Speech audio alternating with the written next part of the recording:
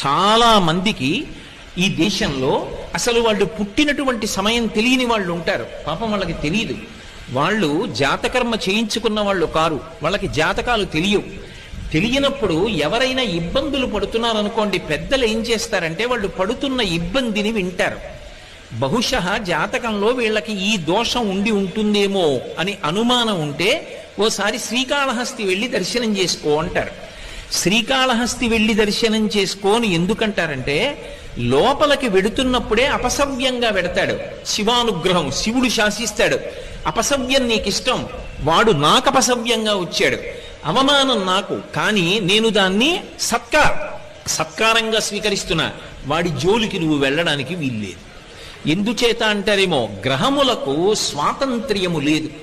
చాలా మంది తెలియక శనీశ్వరుడు అంటుంటారు. శనీశ్వరుడు అన్న మాట లేదు అసలు. శనైశ్చరుడు, శనైహి శనైహి చర